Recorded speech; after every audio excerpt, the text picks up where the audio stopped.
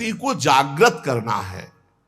इसीलिए कह रहे हैं तुम्हें शास्त्र 100 बार समझा रहे, गुरु हजार बार समझा रहे, तुम्हारी समझ में नहीं आ रहा, क्योंकि तुमने अपनी शक्ति का नाश कर दिया है। इसी मंत्र से शक्ति जागृत होती है, नाम जप से शक्ति जागृत होती है।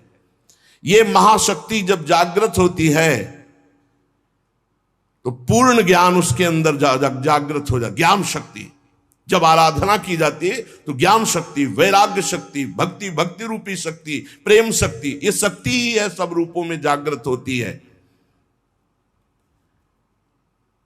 आज तक बिना इस शक्ति को जागृत किए कोई कहीं भी सफल नहीं हुआ।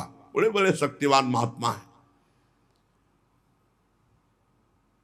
जो शिव, गणेश, राम या हरि इनकी आराधना करते हैं तो सारा कार्य तो शक्ति से ही होता है। हरि अपनी शक्ति से जीव का कल्याण करते हैं, हरि अपनी शक्ति से सहयोग करते हैं, सारा कार्य शक्ति से होता है। वही शक्ति जब रूप धारण करती तो अभी आपको नाम सुनाए, वही विद्या, वही कला, वही लक्ष्मी, वही काली, वही तारा, वही षोडशी, वही अंबा, वही जगदम्बा, वही शक्ति है, वही तुम में विराजमान है।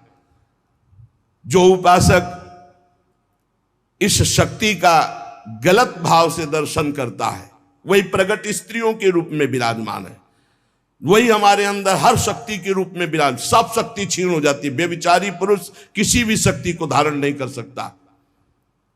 इसलिए शास्त्र आदेश करता है एक क्षण भी कभी दूषित भाव किसी माता बहन के प्रति मत करो। गृहस्थी में हो तो तुम्हारा जो पाणिक ग्रहण संस्कार हुआ बस उतने में केवल सीमित रहो, धर्म की ये रेखा है उसको पार मत करना।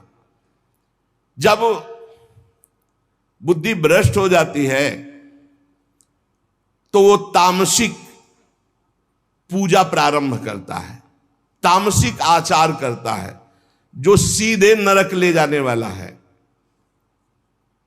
ये तामसिक आराधना करने वाला तामसिक वस्तुओं के द्वारा जब सेवा करता सोचता है कि मैं बहुत बड़ी उपासना कर रहा हूं,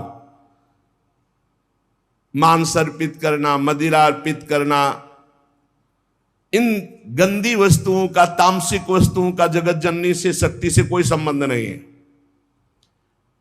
जहां यह बात आती है शक्ति जागृत सबको करना पड़ता है, मंत्र में शक्ति ही विराजमान है। तो शास्त्रों का रहस्य है, शास्त्र आदेश करते हैं कि पशु बलि देनी चाहिए, पशु बलि। तो यहां पशु कौन है? जो इंद्रियों में पशुता है और जो जनेंद्री में पशुता है, इस पशुता की बलि देने की बात कही गई है। जिह्वा का मुख्य कार्य है पवित्र भोजन करना, पर जो अपनी शक्ति को खोकर मनमानी भोजन करते हैं, जनेंद्री का कार्य है मैथुन करना।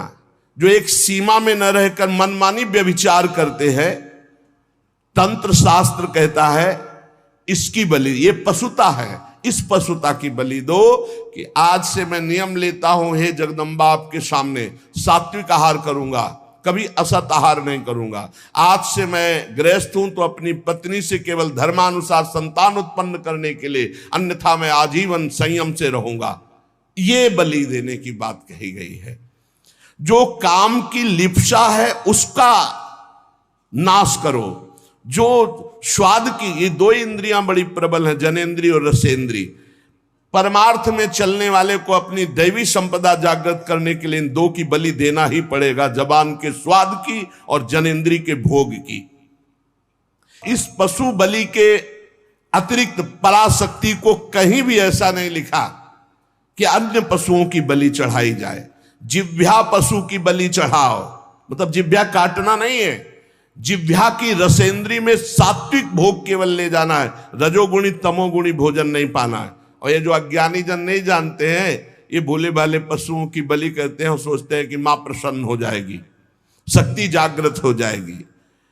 और जो जनेंद्री को संयम में रखता है, समस्त चराचर जगत की जितनी भी स्त्रियां हैं सबको जगदम्बा का स्वरूप मानता है, भगवती की शक्ति उसके अंदर जागृत हो जाती है।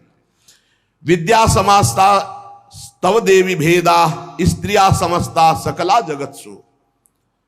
जितनी विद्याएं भेद से सब है जगदम्बा आप ही हैं, और जितनी माताएं हैं वो सब छोटी बड़ी सब हे जगदम्बा आप ही हैं।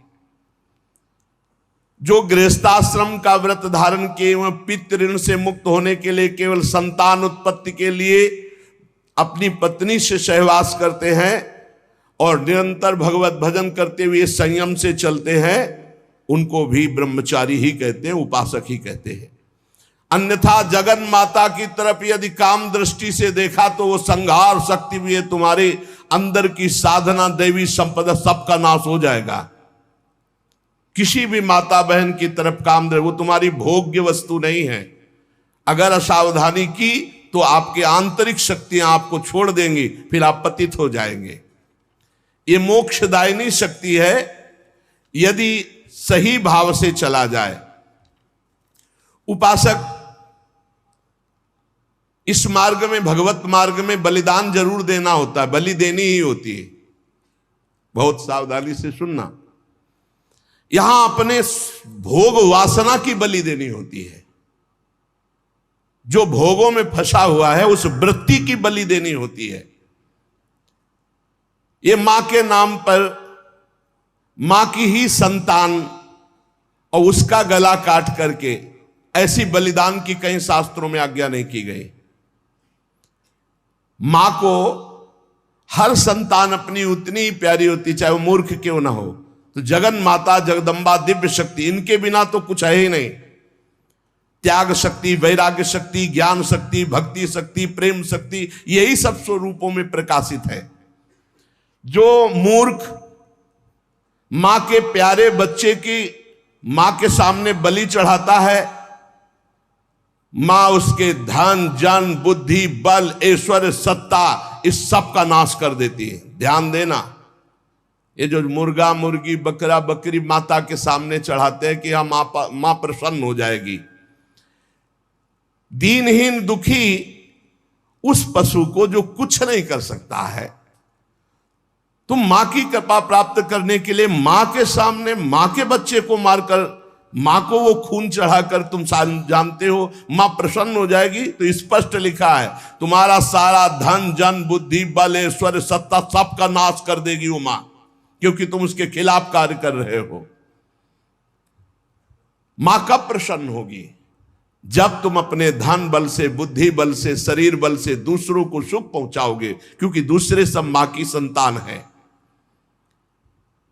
मां तुम्हें गोद में बैठा लेगी जब मां की आज्ञा के अनुसार चलोगे, और वही सब शक्तियों की स्वामिनी, वो तुम्हारे अंदर शक्ति जागृत कर देगी। बलिदान करना है, निश्चित शास्त्रों में आज्ञा है बलि की, बलि चढ़ाना है, लेकिन काम की बलि चढ़ाना है, क्रोध की बलि चढ़ाना है, लोभ की बलि चढ़ाना है, असत्य की बलि, इंद्रिय विषय विलासिता, इसकी बलि चढ़ाना है। तुम मां से प्रार्थना करो तुम्हारी बुद्धि शुद्ध हो जाए, मां की चरण रज से तुम्हारे अंदर आसुरी भाव उसकी बलि चढ़ जाए। जब तुम प्रेम भाव से मां की आराधना करोगे तो तुम्हें जो परम लाभ मिलेगा वो दिव्य शक्तियां जागृत हो जाती है। और जब मां से विपरीत भाव किया जाता है, मां को भोग्य भाव से देखोगे, इससे बड़ा विपरीत भाव क्या है? ये सब मां ही तो है विविध रूपों में, जननी ही शक्ति तो है। फिर कोई ये प्रश्न कर सकता है, बड़ा सुंदर है, कि मां के हाथ में नरमुंडों की माला है और मां जिह्वा में रक्त लगाए हुए है, तो अगर मां को अगर बलि पसंद नहीं तो क्यों काटा? महिषासुर को मारा, चंड मुंड रक्त बीज, बहुत से शुंभ निशुंभ बहुतों को काट काट के ढेर लगा दिया। क्या वो मां के पुत्र नहीं थे क्या? आप हमें बलि के लिए निषेध कर रहे हैं, तो क्या मां को खून नहीं प्यारा? तो कह रहे वो मां के बच्चे नहीं हैं। हम ऐसा नहीं कहते, वो मां के बच्चे हैं, पर वो मां से ही भोग करने की भावना रख रहे थे और मां के उन सीधे साधे दुर्बल बच्चों की हिंसा कर रहे थे। तो अगर एक बच्चा ऐसा हो जाए कि पूरे परिवार को काट रहा है, तो मां स्वयं काट देगी। वो अपने दुलार को एक तरफ रख के उसको काट देगी। पूरे विश्व की रक्षा के लिए इन राक्षस रूपी पुत्रों की मां ने स्वयं हत्या की और उन्हीं की प्यार से मुंडों की माला धारण की, जो पूरे चराचर जगत का विनाश कर रहे थे। पूरे चराचर जगत को कष्ट दे जो बालक, तो मां समर्थ होते हुए कैसे बर्दाश्त कर सकती है। इसलिए निरपराध ये बकरा, ये मुर्गा किसी को कष्ट नहीं दे रहे। अगर तुम्हें बलि चढ़ानी है तो अपने काम, क्रोध, लोभ, मोह, मद, मत्सर की इनकी बलि चढ़ाओ, अपनी वासनाओं की बलि चढ़ाओ, अपनी जिह्वा रसेंद्री की बलि चढ़ाओ कि हम ऐसे गलत भोजन नहीं करेंगे। जनेंद्री, हम किसी माता की तरफ कभी हम गंदी दृष्टि नहीं रखेंगे, सब में भगवत भाव रखेंगे। जो इन सीधे साधे पशु पक्षियों की बलि चढ़ाता है तो भगवती फिर उनका विनाश दूसरे रूप में करती है। इसलिए उपासक किसी भी तरह से कोई आसुरी प्रवृत्ति वाली उपासना न स्वीकार करे, कोई आसुरी प्रवृत्ति वाले आचरण न करे, किसी भी शक्ति को मंजूर नहीं। शक्ति सबको चाहिए, चाहे किसी भी मार्ग में चलने वाला हो, शक्ति सबके अंदर जागृत होती, बिना शक्ति के एक कदम नहीं चल सकता। पशु बल, मानव बल, असुर बल, देव बल, ये ईश्वरी शक्ति के आगे नहीं, सब ईश्वरी शक्ति के अंतर्गत है। जब पशु बल बढ़ता है तो यही शक्ति जागृत होकर उसका नाश करती है। जब मानव बल बढ़ता है आसुरी प्रवृत्ति से तो यही शक्ति उसका नाश करती है। जब असुर बल बढ़ता है तो यही शक्ति नाश करती है। जब देव बल बढ़ता है और असुर भाव को प्राप्त होता है तो उसका भी विनाश यही शक्ति करती है। महिषासुर विशाल पशु बल, तो भगवान की शक्ति ने महान दुर्गा रूप धारण करके काट के फेंक दिया महिषासुर को। मानव बल जैसे कौरवों में बढ़ा, मानव बल जैसे बाणासुर में बढ़ा, मानव बल शास्त्राबाहु अर्जुन में बढ़ा, परशुराम की शक्ति ने काट के फेंक दिया। श्री कृष्ण शक्ति ने बाणासुर को सीमित कर दिया। श्री कृष्ण शक्ति ने कौरवों का विनाश कर दिया। मानव बल, जब अपनी मर्यादा से कोई बल बढ़ता है तो भगवान की दिव्य शक्ति उसका शासन करती है। जैसे रावण का असुर बल बढ़ा, भगवान ने रान को कुल रोवनहारा। जब इंद्र देवता का दैव बल बढ़ा तो गिरिराज जी उठाकर सारा बल उनका चूर कर दिया, घमंड चूर कर दिया कि मैं देवराज हूं। ईश्वरी शक्ति चारों तरफ से आपको घेरे हुए है। आप साधारण नहीं हैं, आप भगवान के अंश हैं। आप मर्यादा से चलेंगे, आप सत्य मार्ग में चलेंगे तो आपके अंदर ईश्वरी शक्ति जागृत होगी, और असत्य मार्ग में तो वही ईश्वरी शक्ति आपका विनाश कर देगी, ऐसी जगह ले जाएगी कि आपका नाश हो जाएगा। इसलिए आप अपनी शक्ति का जागरण करें, ना कि अपना नाश अपनी ही शक्ति से करवावे। यही बुद्धि शक्ति, या देवी सर्वभूतेषु बुद्धि रूपेण संस्थिता नमस्तस्यै नमस्तस्यै नमस्तस्यै नमो नमः। यही दैवी शक्ति आपको गलत सलाह दे देगी। जब आप गलत आचरण में जाओगे, अधर्माचरण करोगे, तो बुरी दशा आने के पहले बुद्धि बदली जाती है।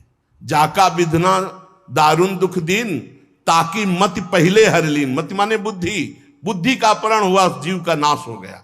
इसलिए श्रीपाद प्रबोधानंद जी कह रहे, तुम्हारे अंदर शक्ति है कोटिभीर्ण। शास्त्र गुरु करोड़ों करोड़ों बार समझा रहे, तुम्हारी समझ में नहीं आ रहा।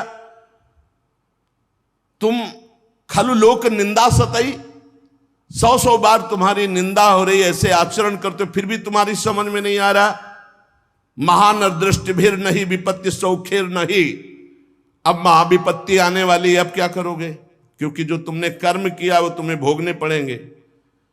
पूर्व से अभी इसी जीवन में आप अपने जीवन को झांक करके देख लीजिए, आपके जीवन में क्या क्या हुआ है। आप खुद इस बात के गवाही हैं कि अगर वो केस खुल जाएं जो आपके जीवन में हुए हैं तो नरक, जेल, निंदा, इसके सिवा कुछ नहीं है। आज भगवान की कृपा हुई कि सबको ढक करके तुम्हें उत्तम मार्ग में चलाने के लिए भगवान अवसर मिल गया है। अब तो होश में हो जाओ। श्रीपाद कह रहे, लेस मात्र कहीं भी सुख नहीं है, या धर्माचरण तुम्हें महान दुख प्रदान करेंगे।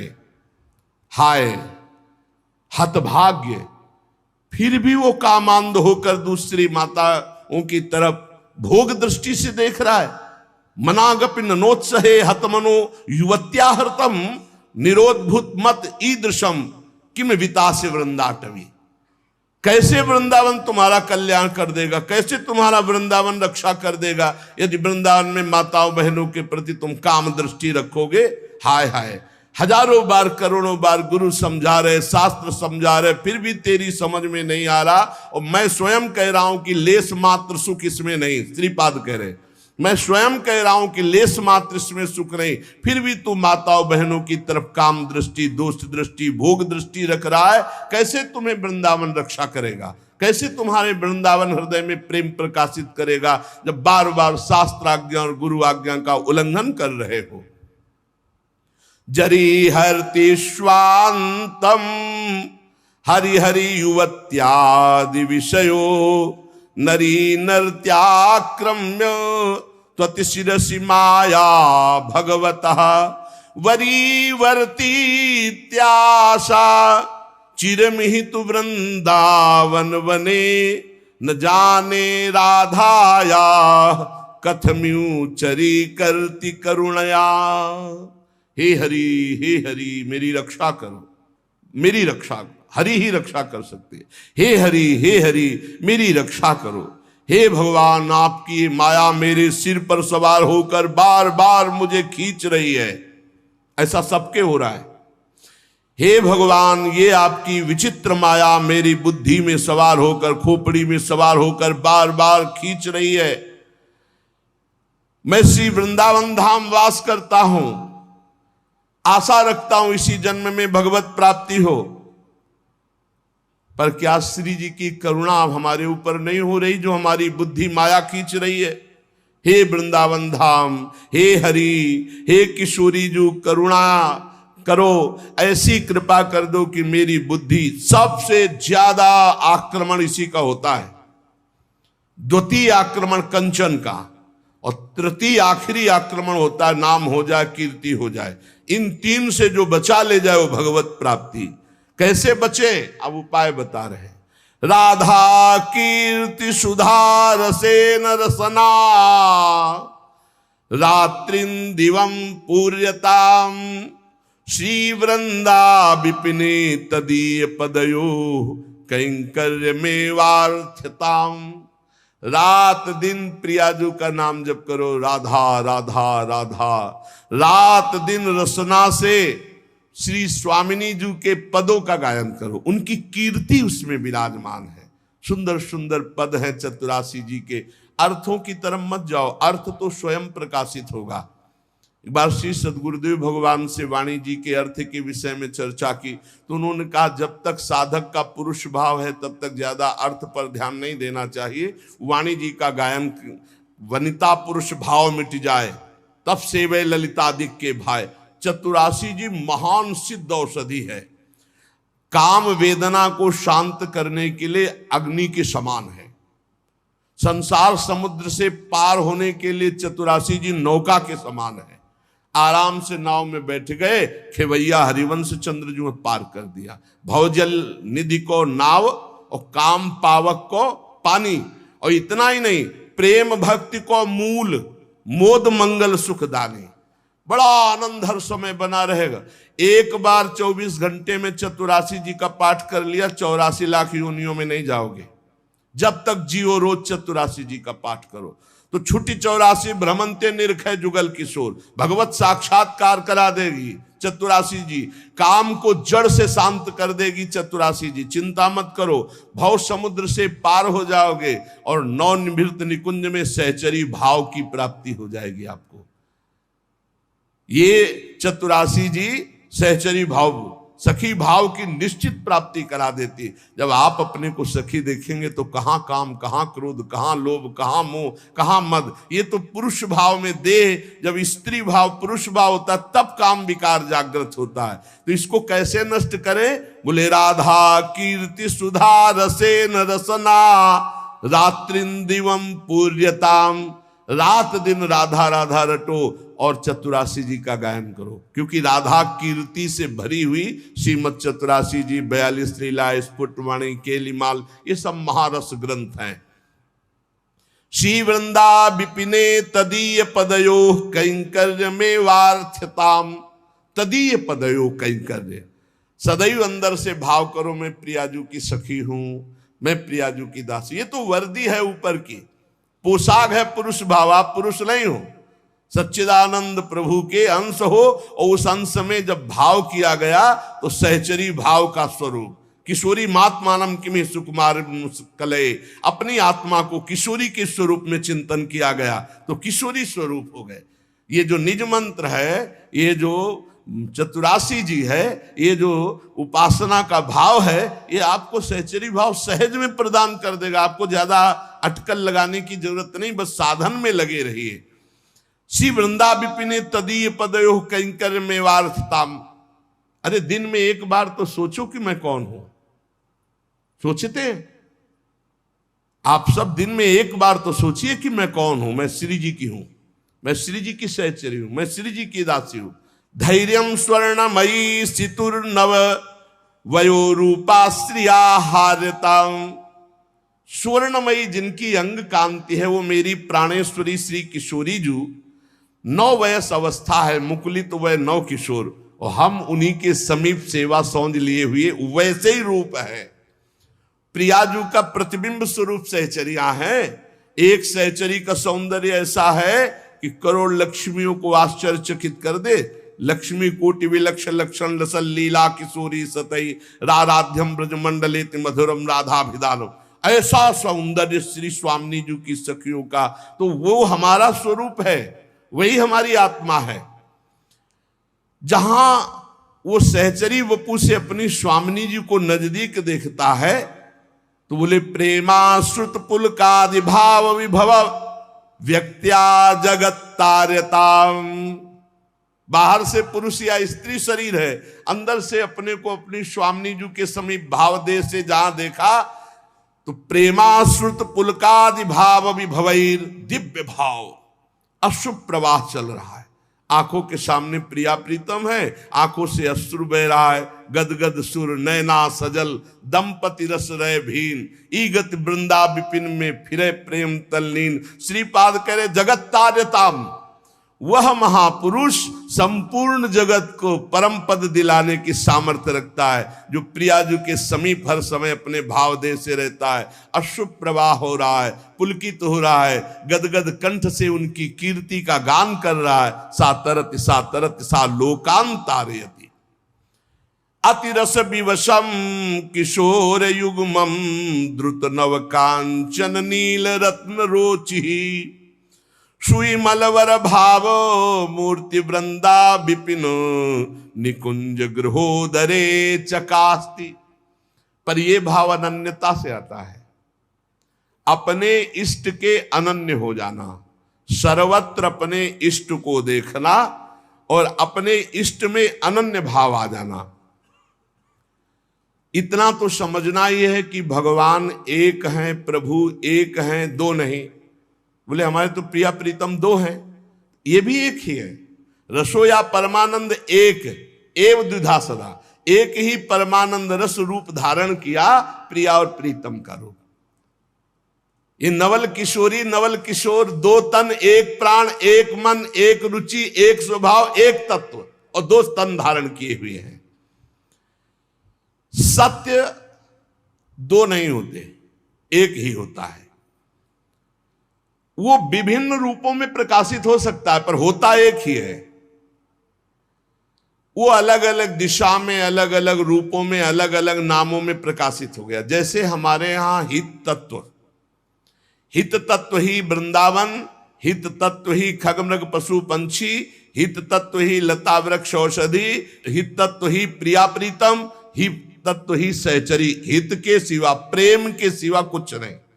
प्रेम प्रिया प्रीतम, प्रेम वृंदावन, प्रेम लता पता, खगमृग पशु पंछी, रजरानी यमुना रसरानी, सब प्रेम, प्रेम तत्व के सिवा, ये सब प्रेम के नाम है। इस मार्ग में चलने वाले उपासक को स्थूल बुद्धि का त्याग करना होता है। स्थूल बुद्धि में क्या आता है? ये स्त्री है, पुरुष है, जड़ है, चैतन्य है, ये अच्छा है, बुरा है। सूक्ष्म बुद्धि क्या देखती? क्योंकि प्रेम सूक्ष्म तरम है। सूक्ष्म बुद्धि ना स्त्री देखती, ना पुरुष देखती, ना क्रिया देखती, वो सब के अंदर बैठे हुए प्रभु को देखती। सब में मेरे राधा वल्लभ लाल विराजमान, सर्वान वस्तु तया निरीक्ष परम स्वाराध्य बुद्धिर्मम। खास परमार्थ का साधक इस बात को जरूर स्वीकार करता है कि सब में मेरे प्रभु विराजमान है। इसलिए वो किसी की निंदा नहीं करता, किसी का खंडन नहीं करता, पर अपने इष्ट को सबसे श्रेष्ठ मानता है। ये हर उपासक को चाहिए। गुरु प्रदत्त इष्ट देव में सर्वोपरि भावना, किसी का खंडन नहीं, किसी को नीचा नहीं दिखाना, किसी की निंदा नहीं करना, पर इष्ट हमारा हमारे लिए सर्वोपरि है, ऐसा भाव।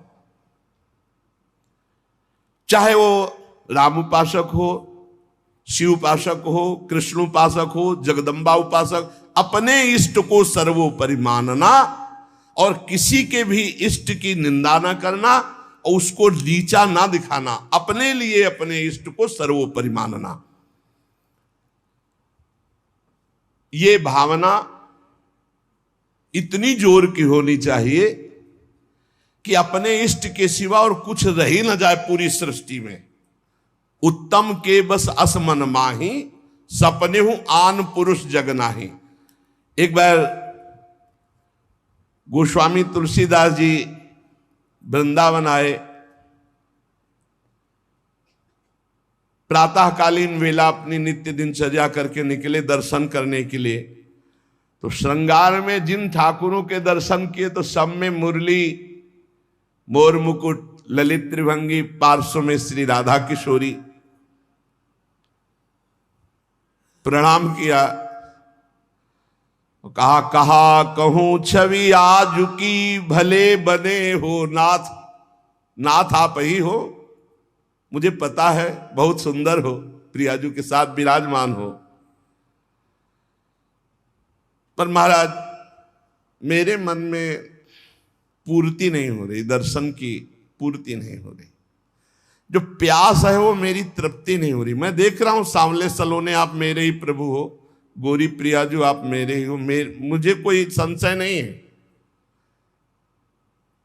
पर ये रूप हमारी तृप्ति का कारण नहीं। देख लो इष्ट निष्ठा, जबकि जड़ चैतन्य को सबका बोध है, गोस्वामी जी को।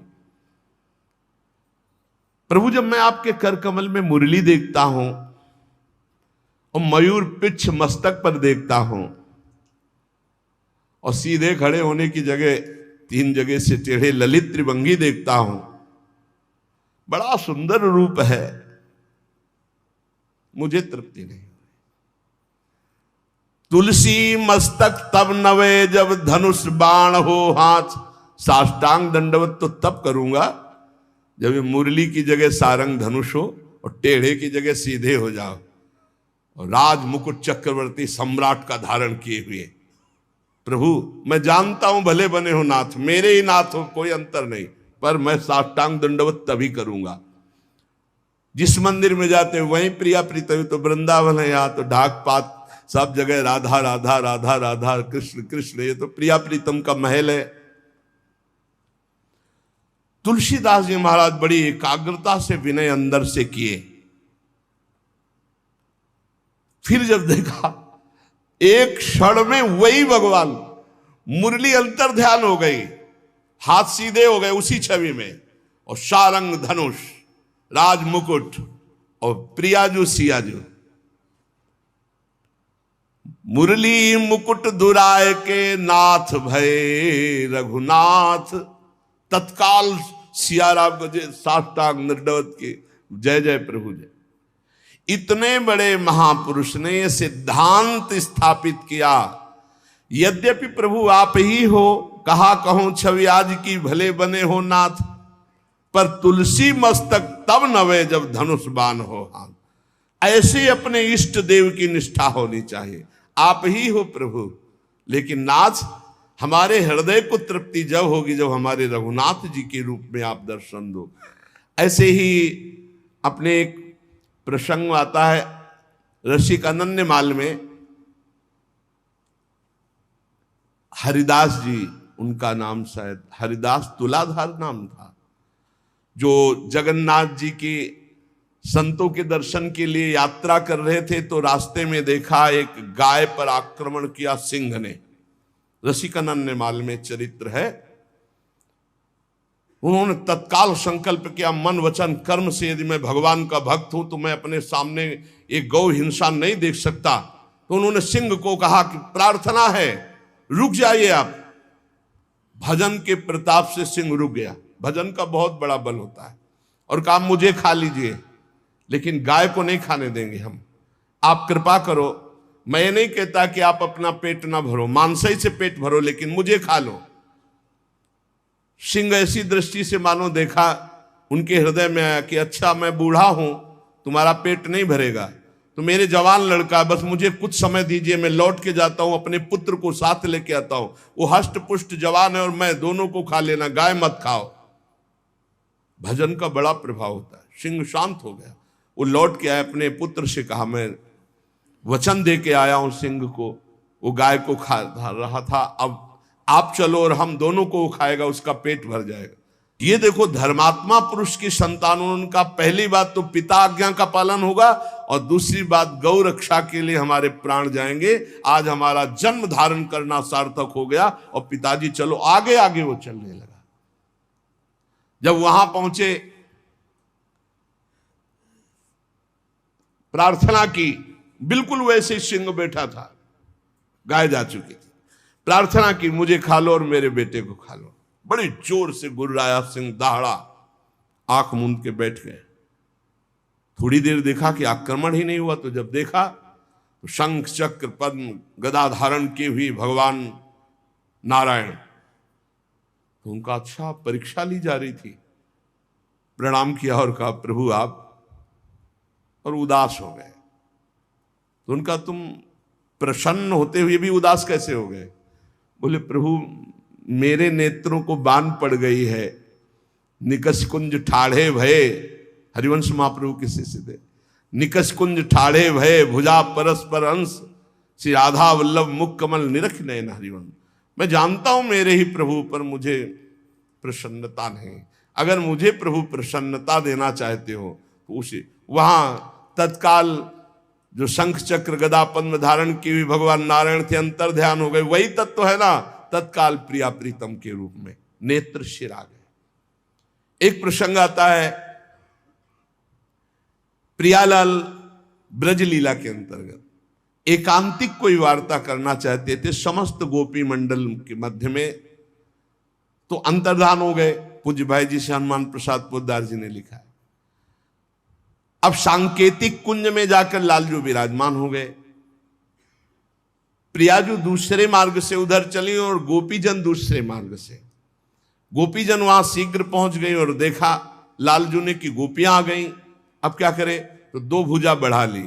भाई जी ने लिखा ब्रज लीला के अंतर्गत वही श्याम सुंदर है, पर दो भुजा बढ़ने का नजदीक गए, बस नेत्रों से प्रणाम किया और कहा हे भगवान नारायण हम पर कृपा करो, हमारे प्रीतम श्याम सुंदर मिल जाए, और आगे बढ़ गई। दो भुजा बढ़ा लेने से कोई प्रियता नहीं किसी गोपी के हृदय। पर जब लाडली जो उस कुंज में प्रवेश की तो महाराज कोशिश करते रहे कि दो भुजा रख ले, लेकिन अंतर्धान महामाधुर्य रस प्रवाहिनी श्री स्वामिनी जी की दृष्टि, बस मुरली मनोहर द्विभुज। तो यहां अनन्यता, उपासक में जितनी अनन्यता आ जाएगी उतने इष्ट देव की समीपता का उसे अनुभव होने लगेगा। अब इस अनन्यता को हम कैसे प्राप्त करें, तो कह रहे नाम जप के द्वारा। भगवान नाम जप में इतनी सामर्थ्य है कि अन्य अन्य आश्रय, अन्य अन्य जगह जो गया हुआ मन है वो लौटकर अपने इष्ट में अनन्य हो जाएगा। भाई जी महाराज साधन बता रहे हैं, नाम जप, सब कुछ इसी से प्राप्त हो जाएगा, विश्वास कर लीजिए। तो लोग पूछते हैं कौन सा नाम जप करें, तो पहली बात है कि जो आपके गुरु ने नाम दिया है वो नाम जप करो। यदि आपने गुरु नहीं बनाया तो जो नाम आपको भगवान का प्रिय, गोपाल शास्त्र नाम में 1000 नाम है, विष्णु शास्त्र नाम में 1000 नाम है, रामकृष्ण हरि शिव, जो नाम आपको प्रिय हो नाम जप करो। वो आपको गुरु से मिला देगा, गुरु मंत्र दिलवा देंगे, वो आपको भगवत प्राप्ति का सब वही नाम करवा देगा। आप शुरू तो करो नाम जप करना। जिनको सौभाग्य से गुरु मिल गए हैं, अपने गुरु के द्वारा दिए हुए नाम पर आसक्त हो जाओ। और मन का एक स्वभाव है, ये बगल में कुछ लेके चलने का स्वभाव है, गुरु से हटकर कुछ लेके चलने का। ये स्तोत्र ले लें, ये नाम ले लें, ये इसका स्वभाव है। इसी स्वभाव को हटाना है। गुरु ने कहा राम तो राम, गुरु ने कहा राधा तो राधा जीवन, उसी से आप देख लेना सब कुछ प्राप्त हो।